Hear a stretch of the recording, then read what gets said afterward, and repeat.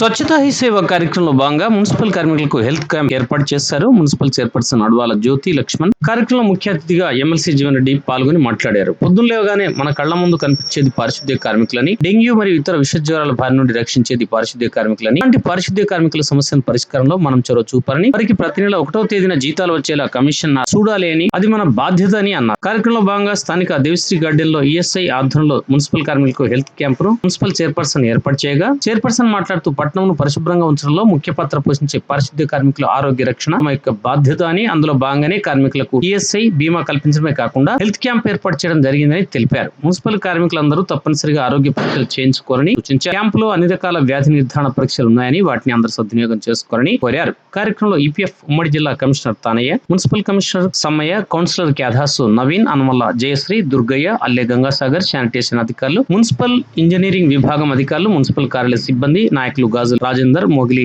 రజనీకాంత్, వివిధ హోదాల్లో ఉన్న నాయకులు పాల్గొన్నారు. అవగాహన కల్పించడానికి వచ్చిన తను ఎంతో రిస్క్ తీసుకొని వరంగల్లో తనకి మీటింగ్ ఉన్నప్పటికీ కూడా తను తన సోదరులతో ఇక్కడికి వచ్చినటువంటి కమిషనర్ తానే సార్ గారికి, అదేవిధంగా డిఎంఎన్హెచ్ఓ గారు నిన్న సాయంత్రమే మాకు వీడియో కాన్ఫరెన్స్ లో ప్రతి ఒక్కరు కూడా కార్మికులకి మెడికల్ క్యాంప్ పెట్టండి, వాళ్ళ హక్కులు, వాళ్ళకి వచ్చేటువంటి ఏమేమి బెనిఫిట్స్ వస్తాయో వాళ్ళకు అవగాహన కల్పించమని మాకు ఇన్స్ట్రక్షన్స్ ఇవ్వగానే నేను జైపాల్ రెడ్డి సార్కి ఫోన్ చేయడం జరిగింది. తాను కూడా తన సిబ్బందితోని మీ ఆరోగ్యాన్ని చూడడానికి వచ్చినటువంటి జైపాల్ రెడ్డి సార్ గారికి, లీడ్ బ్యాంక్ ఇండియా నుండి వచ్చినటువంటి మహేందర్ సార్ గారికి మరియు గౌరవ కౌన్సిలర్లు అందరికీ కూడా ఉన్నారండి. కార్మికులు మిమ్మల్ని సఫాయి అన్నా సలాం అన్నా అని ఎందుకంటారు తెలుసా? మీకు తెలుసా? మీరు ఎంత ఇబ్బందులు ఉన్నప్పటికీ కూడా, మీ యొక్క ఆరోగ్యం క్షీణించినప్పటికీ కూడా పరిసరాలను పరిశుభ్రంగా ఉంచడంలో మీరు ఎంతో కష్టపడుతున్నారు. ప్రతి క్షణం మీరు తింటారో 4 గంటలకే లేస్తారు, 5 గంటల వరకు అక్కడ డ్యూటీకి వస్తారు. అప్పటికి మీ కాళ్ళు చేతులు ఎటు వంగిపోయినా కూడా మీరు వాటిని లెక్క చేయకుండా ప్రజల కోసము మీ ప్రాణాలను అడ్డుపెడుతున్నారు. అందుకోసమే సఫాయి అన్న సలాం అన్న అని ఇవాళ గవర్నమెంట్ కార్యక్రమంలో భాగంగా ఈరోజు పారిశుద్ధ్య కార్మికులకు మెడికల్ క్యాంపు మరియు పిఎం ఈఎస్ఐ గురించి అవగాహన కల్పించడానికి విచ్చేసినటువంటి ముఖ్య అతిథి చైర్పర్సన్ అడవాల జ్యోతి గారికి, కమిషనర్ గారికి మరియు అధికారులకు, నా తోటి కౌన్సిలర్స్కి, ముఖ్యంగా ఈ కార్యక్రమంలో అవగాహన కలుగజేసుకోవడానికి వచ్చినటువంటి పారిశుద్ధ్య కార్మికులకు ప్రత్యేకంగా హృదయపూర్వక నమస్కారాలు తెలియజేసుకుంటూ, ఈరోజు వచ్చిన అధికారులు ప్రతి ఒక్కరు కూడా మీకు వివరంగా, అంటే మనకి ఎవరికి తెలియదు. ఇవాళ సార్ అడిగినప్పుడు ఎవరు కూడా హ్యాండ్ రైజ్ చేయలేదు. పిఎఫ్ అంటే ఏంటిది, అసలు పిఎఫ్ లో ఏముంటుంది, ఏం జరుగుతుంది, ఎస్ఐ అంటే ఏంటిది అనేది ఏ ఒక్కరికి అవగాహన లేదు. అవునా? అర్థమైందా సార్ చెప్పింది మీ అందరికీ కూడా?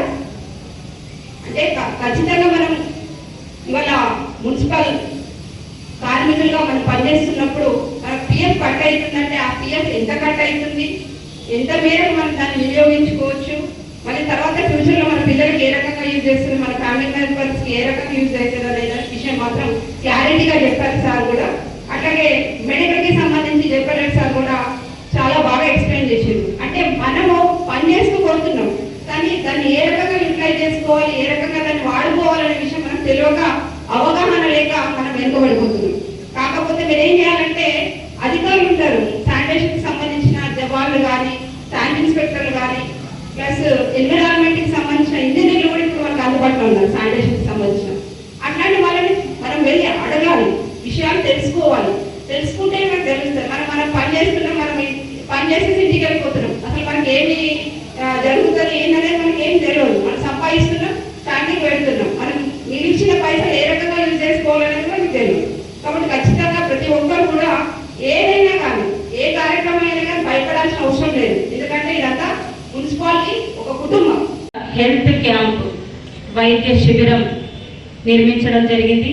అలాగే ఈఎస్ఐ పిఎఫ్ కి అవగాహన కూడా ఈరోజు అవగాహన సదస్సు కూడా కల్పించడం జరిగింది. కాబట్టి మరి ఈ కార్యక్రమంలో ఇక్కడికి విచ్చేసిన గౌరవనీయులు కమిషనర్ గారికి, అలాగే తానయ్య గారికి, మోహన్ రెడ్డి గారికి, వెంకటేశ్వర్లు గారికి, ఇక్కడికి విచ్చేసిన అలాగే కౌన్సిలర్స్ కి, జయశ్రీ గారికి, నవీన్ గారికి, సాగర్ గారికి, ఇంకా మా శ్రీనివాస్ గారికి, మెప్మా శ్రీనివాస్ గారికి హృదయపూర్వక ధన్యవాదాలు తెలియజేస్తున్నాను.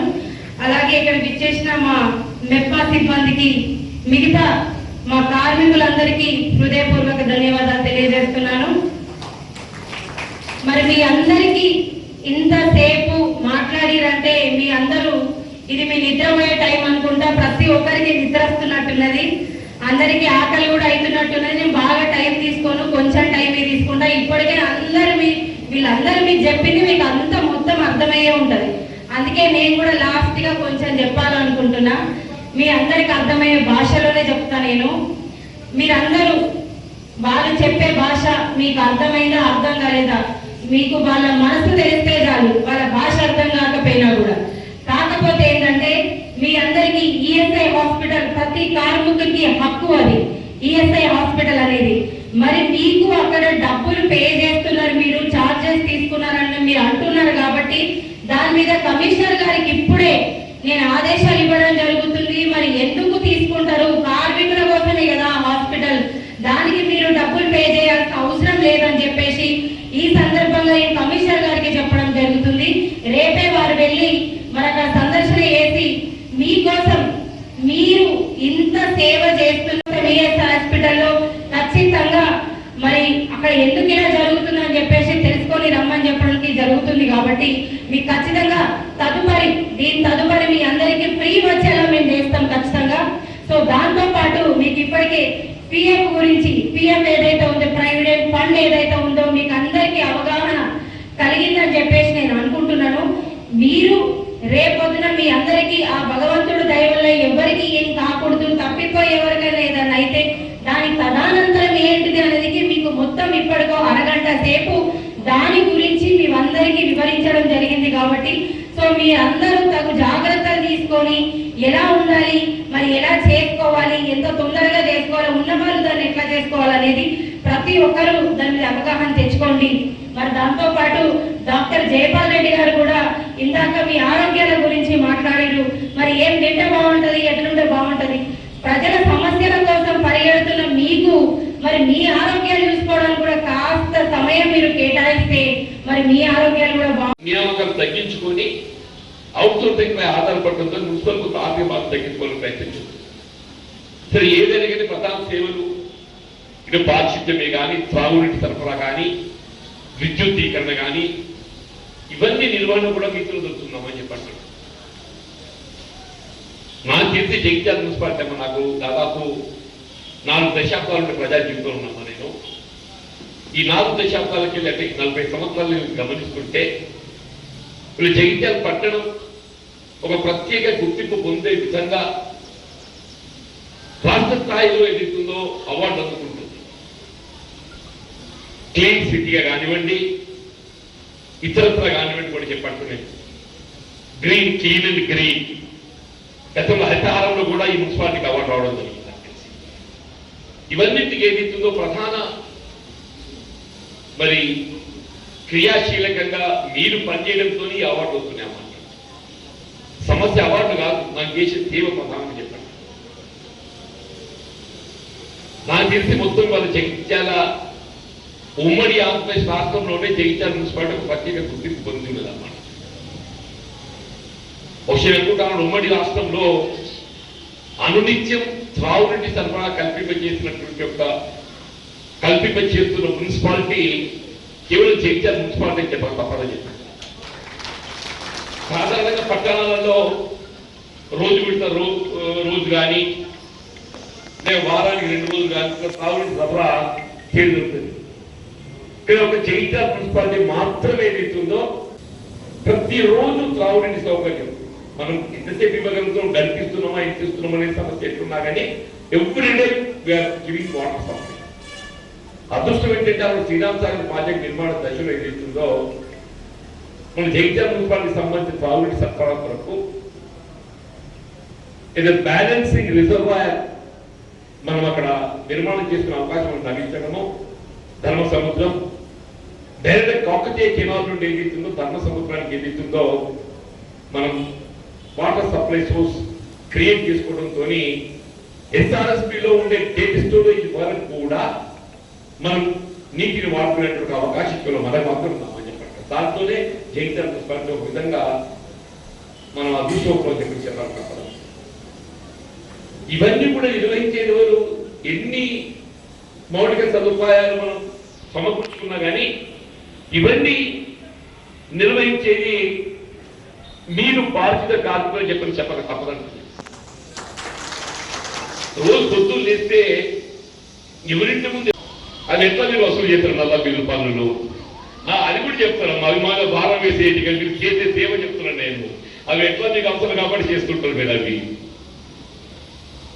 ప్రతిరోజు ముందు దర్శనం చేసుకునేది ఎవరిదమ్మా అంటే బాధ్యత కార్మికులమ్మా అని చెప్పాను. నేను ముందే చెప్పాను, పొద్దున వరండాలో కూర్చుంటే నా గతంలో ఏదైతుందో ఈ పోతే ఎస్టీ ఎరకల వాళ్ళు ఉందిరమ్మా అంటారు. 20 సంవత్సరాల క్రితం ఏదైతుందో వాళ్ళు ఉదయం 6 గంటలు వేస్తేనే ఆ తట్టలు ఎత్తున పెట్టుకుని ఏదైతుందో మరి పందులు ఏరుకోవడానికి వరకు పొద్దున అవుతుంది. పొద్దు వాళ్ళు కనపడుతుంది, లేకుంటే సగరాలలో కనబడుతుంది, సగరాలలో కనబడుతుంది.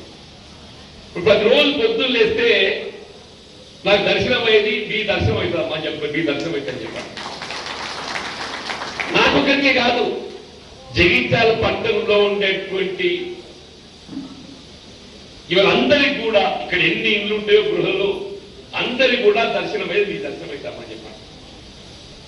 కాబట్టి ఇవాళ మేమందరం కూడా ఇంత సౌఖ్యంగా ఇంత ఆరోగ్యంగా అన్ని వసతి సదుపాయాలతో మేము కొనసాగుతున్నాం చెప్పంటే మరి మీరే కారణం చెప్పండి, చెప్పక తప్పదని చెప్పంటున్నా. మీరు ప్రభుత్వ పరంగా మీకు కల్పించవలసిన సౌకర్యాలు ఈ ఉన్నా కానీ నేను ప్రత్యేకంగా కమిషనర్ గారు విజ్ఞప్తి చేస్తున్నాను.